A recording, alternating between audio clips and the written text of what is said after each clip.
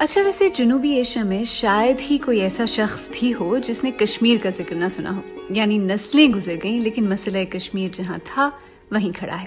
In fact کچھ لوگ تو یہ بھی کہتے ہیں کہ حالات بہتر ہونے کی جگہ مزید خراب ہو رہے ہیں. لیکن کشمیر کا مسئلہ آخر شروع کہاں سے ہوا اور یہاں تک کیسے پہنچا؟ کیا شروعات واقعی 1947 میں ہوئی یا بات اس سے بھی پرانی ہے؟ میرا نام عالیہ نازکی ہے اور ہم نے سوچا کہ انہی سوالوں کے جواب آپ کے لیے ایک سیریز میں جمع کرتے ہیں جو آپ ہمارے سوشل میڈیا پلیٹ فارمز پر جب چاہیں سن سکتے ہیں.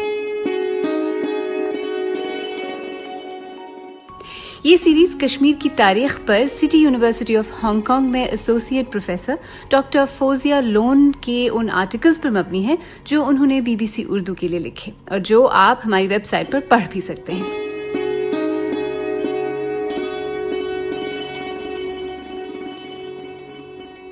تو سب سے پہلے تو یہ بتائیں کہ کیا آپ کو یہ پتا ہے کہ انگریزوں نے 1947 سے قریباً 100 سال پہلے 1846 میں کشمیر کو بیچ دیا تھا؟ واقعی 1846 کی امرتسر سیل ڈیڈ کے تحت انگریزوں نے کشمیر کو ڈوگرا راجہ گلاب سنگھ کو فروخت کیا. کشمیر کن شرائط پر بکا اور اس کے کشمیریوں پر کیا اثرات پڑے، یہ سب سمجھنے کے لیے یہ جاننا اہم ہے کہ کشمیر کی تاریخ حملہ آوروں سے بھری ہوئی ہے. کشمیر کی تاریخ کو عام طور پر 4 ادوار میں تقسیم کیا جاتا ہے. ہندو راجاؤں کا قدیم دور، جس کی تفصیل کلہن پنڈت کی لکھی ہوئی قدیم کتاب راج ترنگنی میں ملتی ہے. کشمیری مسلمانوں کا دور، جنہیں سلاطین کشمیر کہا جاتا ہے. مغل دور، جسے شاہان مغلیہ کہا جاتا ہے. اور پٹھانوں کا دور، جسے شاہان درانی کہا جاتا ہے. ان میں سے تمام غیر کشمیری ادوار میں جو بات مشترک تھی وہ کشمیریوں پر ہونے والے مظالم اور ان کا استحصال ہے، جو کہ تاریخ کی کئی کتابوں میں درج ہے. ان مظالم اور استحصال کے باوجود 8ویں سے 14ویں صدی تک کشمیر کسی نہ کسی حد تک خود مختار اور خوشحال تھا. 14ویں صدی میں اسلام کشمیر پہنچا اور آبادی کا ایک بڑا حصہ مسلمان ہو گیا. مغلیہ سلطنت نے سن 1586 سے 1751 تک کشمیر پر حکومت کی. سن 1752 سے 54 کے دوران افغانستان کے احمد شاہ ابدالی نے مغلوں سے کشمیر کو حاصل کر کے کشمیر پر جابرانہ تسلط قائم کیا. کشمیر میں افغان درانی دور سن 1819 تک چلا، جب پنجاب کے مہاراجہ رنجیت سنگھ کی قیادت میں سکھوں نے شوپین کی جنگ میں افغان گورنر کو شکست دی. سن 1822 میں رنجیت سنگھ نے ہندو ڈوگرا برادری سے تعلق رکھنے والے گلاب سنگھ کو ان کی خدمات کے عوض جموں کا راجہ بنا دیا. گلاب سنگھ نے اس میں راجوری، پونچھ، بدروا اور کشتوار کا اضافہ کیا. سن 1839 میں رنجیت سنگھ کی وفات کے بعد گلاب سنگھ کا مقام مزید نمایاں ہو گیا. سن 1845 میں برطانیہ نے یہ کہہ کر سکھوں کے ساتھ جنگ چھیڑ دی کہ مہاراجہ وقت نے مہاراجہ رنجیت سنگھ کے ساتھ 1809 میں طے پانے والے معاہدے امرتسر کی خلاف ورزی کی ہے، جس کے ذریعے سکھ سلطنت کی مشرقی سرحدیں طے ہونی تھیں. سکھ مہاراجہ جنگ ہار گئے اور 9 مارچ 1846 کے معاہدے لاہور کے تحت طے ہونے والے جرمانے کو ادا نہ کر پائے، جس کے بعد انہیں کشمیر سمیت دیگر زمینیں بھی ایسٹ انڈیا کمپنی کے نام کرنا پڑی. یعنی اب کشمیر ایسٹ انڈیا کمپنی کی ملکیت بن گیا. سکھوں کے خلاف جنگ میں گلاب سنگھ نے ایسٹ انڈیا کمپنی کی کافی مدد کی اور اس کے بدلے میں ایسٹ انڈیا کمپنی نے گلاب سنگھ کو راجہ سے مہاراجہ بنا دیا. اور 1846 کے معاہدے امرتسر، جسے ٹریٹی آف امرتسر بھی کہا جاتا ہے، اس کے تحت تقریباً 75 لاکھ روپے میں یعنی لگ بھگ 1 لاکھ پاؤنڈ میں انہیں کشمیر بیچ دیا.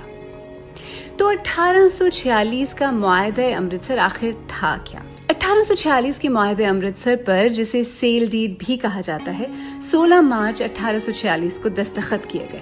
اس معاہدے کا اطلاق دریائے سندھ کے مشرق اور دریائے راوی کے مغرب کے پہاڑی خطے اور اس کے ماتحت علاقوں بشمول چمب پر تھا، لیکن اس میں لاہور کا علاقہ شامل نہیں تھا، جس پر 9 مارچ 1846 کے معاہدے لاہور کے آرٹیکل 4 کے تحت برطانیہ کا دعویٰ تھا. گلاب سنگھ کو دیے جانے والے اس سارے خطے کی مشرقی سرحدوں کا تعین کرنے کے لیے دونوں اطراف کے ارکان پر مشتمل ایک ٹیم کو سروے کا ذمہ دیا جانا تھا.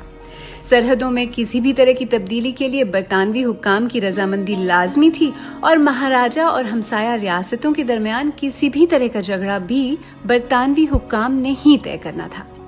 معاہدے کے تحت مہاراجا اور ان کے وارثوں کی فوجیں پہاڑوں کے اندر یا اسے متصل علاقوں میں ضرورت پڑنے پر برطانوی فوجیوں کا ساتھ دینے کی پابند تھیں۔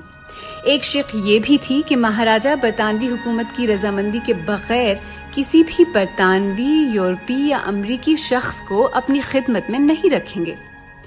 برطانوی حکومت نے عہد کیا کہ وہ ان کے علاقوں کی حفاظت کرنے میں مہاراجا گلاب سنگھ کی مدد کریں گے۔ برطانوی برتری کا اعتراف کرتے ہوئے مہاراجا گلاب سنگھ نے ہر سال برطانوی حکومت کو ایک گھوڑا، منظور شدہ شال بنانے والی نسل کے 12 بکرے یعنی 6 نر اور 6 مادہ اور پشمینہ شالوں کے 3 جوڑے دینے کا عہد کیا۔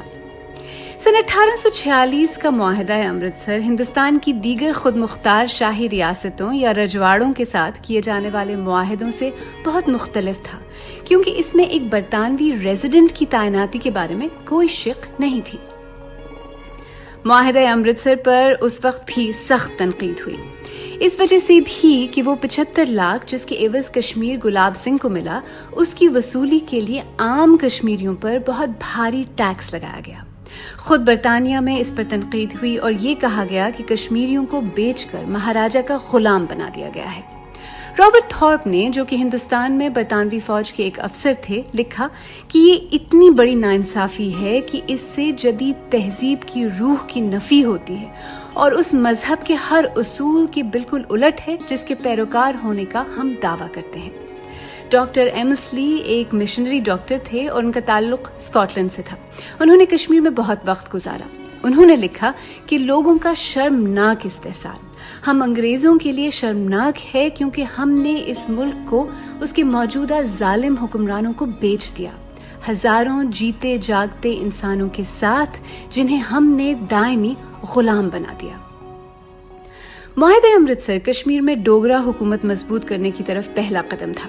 اس طرح جموں کشمیر کی نئی ریاست برطانوی سامراج کے ہندوستان میں ایک خود مختار شاہی ریاست کے طور پر شامل ہو گئی۔ اس معاہدے سے کشمیری عوام اور کشمیر کی جدید تاریخ پر کیا اثرات مرتب ہوئے، ان کا ذکر اس پوڈ کاسٹ سیریز کی اگلی قسط میں ضرور سنیے گا۔